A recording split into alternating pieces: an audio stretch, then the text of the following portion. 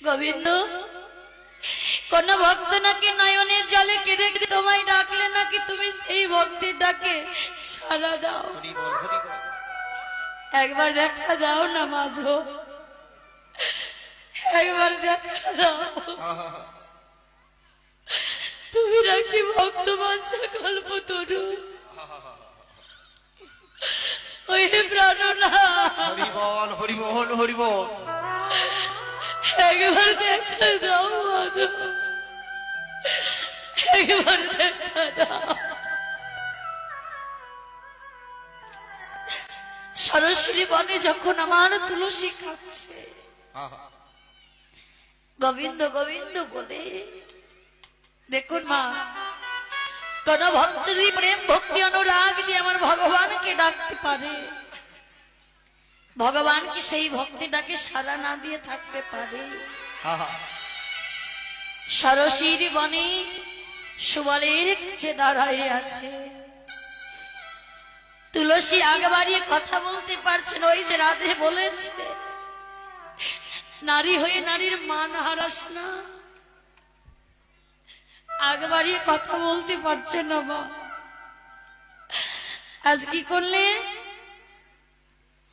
গোবিন্দ যেই না তুলসীকে ডাকছে, তুলসী তুলসী, ও তুলসী, তুলসী তুলসী বলে গোবিন্দ ডাকছে মা।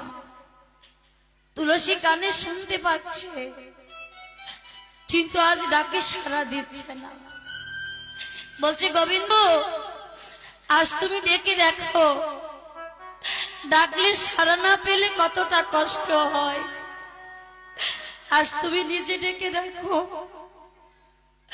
গোবিন্দ যখন তুলসীর সম্মুখে এসে দাঁড়ালো, তুলসী, আমি তোমাকে কতবার ডাকলাম, তুমি তো আমার ডাকে সাড়া দিলে না। ও গোবিন্দ, তুমি কতবার ডেকেছো? একবার, দুবার, তিনবার, খুব বেশি ডাকলে চারবার ডেকেছো। আর চারবার ডাকে সাড়া পেলে না বলে তোমার এত অভিমান। একবার ভেবে দেখো তো গোবিন্দ, চারবার ডাকে সাড়া না পেয়ে তোমার এত অভিমান। আর তোমার ভক্তরা সারা রাত দিন এক করে হা কৃষ্ণ বলে কেঁদে কেঁদে শুধু তোমাকে ডাকে। তুমি কজন ভক্তি ডাকে সারা দাও।